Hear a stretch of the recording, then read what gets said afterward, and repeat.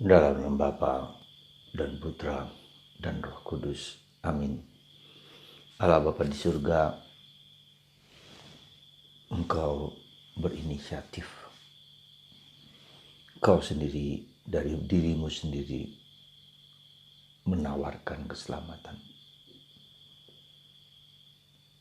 Engkau yang berintervensi menyelamatkan manusia dari segala dosa, membebaskan manusia dari segala dosa. Semoga kami melihat karya-Mu yang agung, yang besar, yang mulia bagi kami semua. Sehingga bukan diri kami yang menjadi fokus, tapi Engkau sendiri. Semoga hari-hari ini hati kami lebih tertangkap, terfokus, terpusat kepada karya-Mu yang agung dalam Putra-Mu Yesus. Dalam Kamis Putih hari ini, Jumat Agung dan Paskah, Engkau yang berkuasa dan mengontrol hidup kami. Demi Kristus Tuhan dan pengantara kami. Amin. Para saudaraku yang terkasih dalam Kristus, pada hari Kamis Putih, ada beberapa hal yang mau kita renungkan. Adalah sejak awal mula kita harus sadar bahwa inisiatif keselamatan, inisiatif kebaikan, inisiatif kebebasan itu berasal dari Allah. Allah yang memulai, Allah yang mau menyelamatkan, Allah yang mau menebus. Ini bagian yang harus kita pegang dengan sungguh-sungguh, dengan baik, supaya kita tahu bahwa kita ini niat baik, segala niat baik, segala sesuatu yang indah itu berasal dari Allah. Paulus mengatakan segala sesuatu yang indah, segala sesuatu yang baik, segala sesuatu yang mulia berasal dari Allah. Supaya kita jangan mengklaim bahwa perbuatan ini adalah perbuatanku semata. Dan hari-hari ini kita harus melihat itu dalam konteks. Maka Tuhan meminta kepada bangsa Israel untuk mengorbankan anak domba. Ya, dengan syarat-syarat tertentu. Allah minta kepada umat Israel mengorbankan sesuatu demi keselamatan manusia. Nah, hari ini dalam Kamis Putih kita melihat ada yang kita sebut dengan misa krisma. Ya, misa krisma adalah misa di mana minyak untuk katekumenat, minyak krisma, ya, dan minyak baptis, minyak sakramen orang sakit. Ini pun adalah minyak ini adalah tanda penyertaan Allah kepada manusia. Allah mau mendampingi manusia di saat-saat, di momen-momen penting di dalam hidup manusia Kristen, manusia Katolik. Ketika orang mau masuk menjadi Katolik, diberi minyak katekumenat, ya, supaya mereka terbuka hatinya, Roh Kudus. Minyak adalah tanda kehadiran Roh Kudus, diurapi, ya, seperti Yesus diurapi, Mesias Kristus yang diurapi, yang diberkenan kepada Allah. Ketika dibaptis, diurap minyak baptisan. Ya, ketika mau menghadap kepada Bapa, kita juga diberi sakramen orang sakit. Ketika kita ada tabisan imamat atau tabisan uskup, diberi sakramen minyak juga. Jadi saudaraku yang terkasih, semua ini adalah sakramen-sakramen yang diberikan oleh gereja adalah tanda kehendak Allah, niat Allah supaya manusia selamat. Bukan sekedar sesuatu yang tanda biasa, ya, yang sekedar begitu saja, yang normal, yang harus begini dan sekedar. Tapi ini suatu sarana materia, ya, suatu bahan di mana itu Di balik bahan itu Tuhan hadir tinggal di dalam diri manusia untuk menyelamatkan manusia, untuk menebus manusia. Nah, jadi pemberkatan minyak-minyak yang diperuntukkan demi kepentingan umat Allah, keselamatan umat manusia, keselamatan orang yang mau mengikuti Yesus.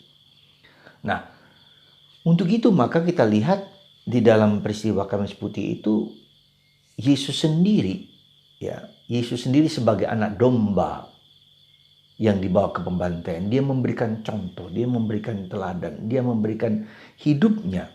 Jadi Tuhan itu sendiri bukan hanya memberikan dirinya sendiri, putranya sendiri untuk dikorbankan sebagai tanda keselamatan, sebagai tanda penebusan, ya, dengan menghancurkan kuasa dosa, ya, dengan seolah-olah Tuhan itu mengikuti arus yang diminta oleh si iblis itu.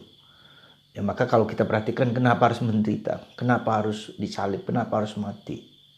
Tidakkah Allah bisa melakukan lebih daripada sekedar penderitaan, langsung naik surga? Ya. Tetapi itulah yang seolah-olah dikehendaki, Tuhan Allah menghendaki cara yang manusiawi, cara yang mungkin tampak dalam tanda petik iblis, ya, harus menderita, harus susah, segala macam. Tetapi sekali lagi di sini Tuhan dengan kematian ketidakberdayaan itu justru menunjukkan bahwa manusia tidak berdaya. Tapi Tuhan intervensi membangkitkan Yesus yang telah dikuburkan di dalam kubur. Jadi intervensi, kembali lagi, intervensi Allah. Ya, intervensi Allah. Intervensi Allah menyelamatkan manusia dari kematian, dan manusia karena manusia tidak mampu dan tidak bisa dari dirinya sendiri. Dan ini yang harus kita sadari dengan sungguh-sungguh, bahwa rahmat yang begitu besar ini. Ya, jadi kenapa harus menderita, kenapa harus salib? Itulah nampaknya, dan maka kita juga harus menjalani salib itu, mengalami kerapuhan, ketidakberdayaan, keberdosaan kita. Ya. Jadi kita masuk ke dalam titik di mana kita sendiri tidak mampu, tidak dapat, dan maka itulah tandanya dengan salib, suatu penghinaan, suatu tanda yang kehinaan, kejijikan. Salib bukanlah tradisi orang Yahudi, tradisi orang Romawi, ya, karena tradisi orang Yahudi adalah dirajam, mati, dilempar dengan batu. Tapi ini tradisi orang Yahudi, tradisi orang Romawi, di mana supaya orang tahu bahwa si penjahat dan orang jahat dan jahat sungguh-sungguh. Jadi bukan sekedar jahat biasa, super jahat, ya, supaya disalibkan supaya orang tahu bahwa dialah sang jahat itu. Tapi kita lihat justru ketika disalib itulah panglima tentara Romawi, ia sungguh-sungguh anak Allah, ya. Orang Romawi yang mewakili, ya, tentara Romawi yang mewakili kerajaan Romawi, dan akhirnya kita tahu kerajaan Romawi bertekuk lutut sebagai penguasa dunia pada waktu itu, bertekuk lutut di bawah kaki Yesus, menjadi kekristenan, dan kekristenan ditancapkan di Roma, tempat pusat di mana kerajaan Romawi pada waktu itu berpusat. Jadi semua itu direncanakan oleh Allah, ya. Dan sampai sekarang maka tahta Petrus, tahta Paus, ya, itu adalah tahta di mana dikehendaki oleh Allah untuk menguasai dunia. Maka kita sebagai orang Katolik harus bangga, harus bersyukur, ya. Kenapa? Maka di dalam tulisan itu juga INRI, ya, Yesus, ya, Nazarenus Rex Judearum. Jadi Yesus orang Nazaret, raja orang Yahudi. Bahasa Latin, bahasa tentara Romawi. Ya, jadi sekali lagi saudaraku terkasih dalam Kristus, inilah mengapa kita harus menderita. Sekali lagi, penderitaan itu seperti surat Paulus kepada umat di Filipi. Dia menderita sampai sehabis-habisnya sebagai budak, supaya ia merendahkan bahwa dia tidak ada apa-apanya, bahwa Tuhanlah yang melakukan tindakan tersebut. Nah, sakramen semua. Jadi sakramen-sakramen itu juga sakramen Ekaristi, tanda itu pengorbanan hidup Yesus, pemberian diri Yesus kepada kita sampai sekarang untuk hadir tinggal dalam diri kita. Dan sakramen imamat, Tuhan menciptakan itu bagi kita. Ya. Jadi semua sakramen itu adalah demi keselamatan kita, demi kehidupan kita, demi kehidupan kita yang tidak hanya di dunia ini. Kita tidak boleh melihat apa yang di dunia ini, tetapi juga kemudian ada kehidupan baru, eternal life, keabadian, kekekalan. Ya. Jadi itulah yang kalau kita mau jujur dalam devosi divine mercy, kerahiman ilahi, itu adalah suatu bentuk penyerahan hidup kita total kepada Allah yang berkuasa atas segala sesuatu. Ya, berada dalam tangan Allah, dalam genggaman Allah. Tidak ada yang tidak berada dalam genggaman Allah. Maka dalam divine mercy itu adalah suatu abandonment, suatu penyerahan hidup, suatu keteras, suatu iman, suatu percayaan yang total kepada Tuhan. Apapun yang terjadi di dunia ini yang nampaknya mungkin kacau balau, hancur lebur, yang jelek, tetapi itu adalah tetap dalam genggaman Allah. Tidak ada yang tidak dalam genggaman Allah. Itu yang harus kita percayai, kita imani. Maka ketika kita mengalami penderitaan sesulit apapun, seberat apapun, asal kita setia kepada Tuhan, pada waktunya Tuhan sendiri akan memulihkan itu, memulihkan segala yang baik itu menjadi lebih baik. Dan itu bukan hanya nampak di dunia, tetapi kemudian di surga. Dan itulah yang kita lihat di dalam peristiwa Kamis Putih, Jumat Agung, dan Paskah. Ya, hari ini kita juga lihat bentuk dari penyerahan hidup Yesus itu adalah dengan mencuci kaki. Ini suatu contoh, suatu teladan yang suatu bentuk kerendahan hati. Jadi dengan mati di salib, dengan dikuburkan, dengan mencuci kaki adalah bentuk nilai-nilai yang mau kita hayati. Jadi penderitaan kita, kesulitan kita adalah supaya kita menjadi lebih rendah hati dan mengizinkan Tuhan untuk bertindak, bekerja seperti yang Ia mau. Bukan seperti yang aku mau, bukan seperti yang dipikirkan oleh banyak orang, tetapi yang dipikirkan oleh Allah.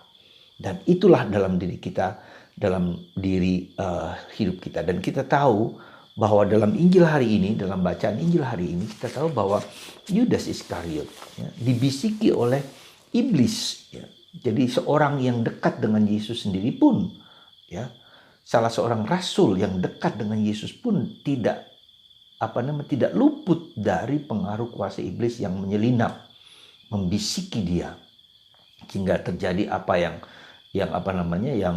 terjadi dan terjadi sekarang ini. Ya, sekali lagi menggunakan, jadi tidak berarti kuasa iblis tidak ada di dalam lingkaran yang paling dekat dengan dalam kehidupan rohani, sekalipun si iblis terus menggocok, terus dengan berbagai kelicikannya menggoda manusia untuk jatuh, untuk mengikuti apa yang menjadi kehendak Allah, kehendak mereka. Dan itulah yang terjadi pada Yudas Iskariot.